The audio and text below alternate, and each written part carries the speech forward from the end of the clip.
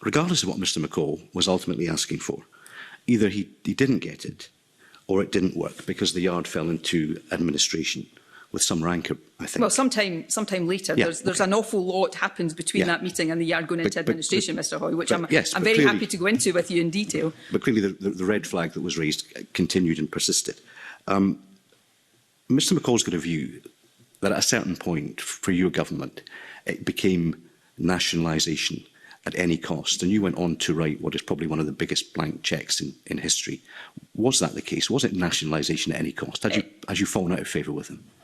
No, and I believe that the information that is published there will show you, because it shows you in a lot of detail the different options that the Scottish Government very rigorously, the project Kildonan that looked at the different contingency options that would have been there and the lengthy period of time. I mean, I do think it is completely wrong to jump from May 2017 to nationalisation and not take proper account of all of what happened in between, not least the loan provisions that the Scottish Government made, which I'm sure you'll want to come on others may want to later on, and all of the different. So the Government looked at different contingency options, and that's all there in the documents that you have seen.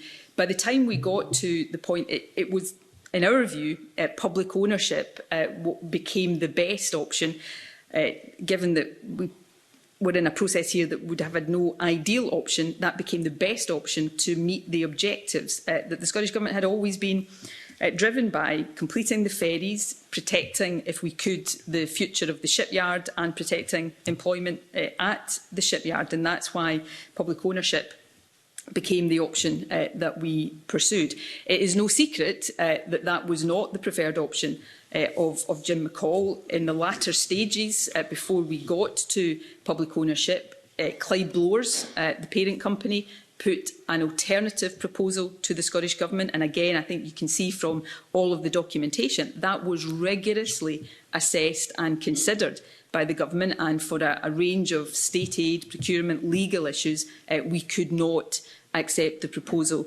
that was made.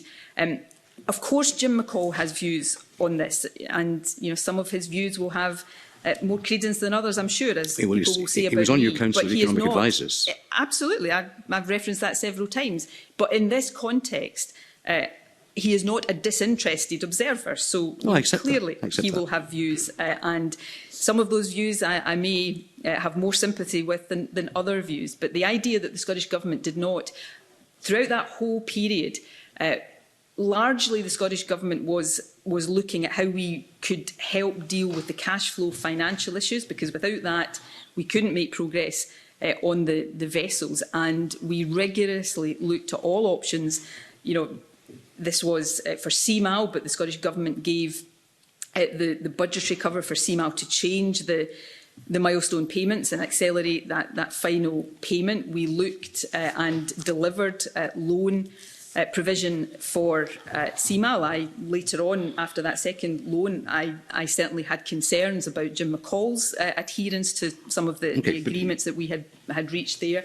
And we looked at the different option that CBC put to us. But there was clearly a point where nationalisation became your preferred option. I would go further than that, actually. It became and certainly at the point we got to nationalisation, had we not nationalised, the yard, in my view, the yard would have closed.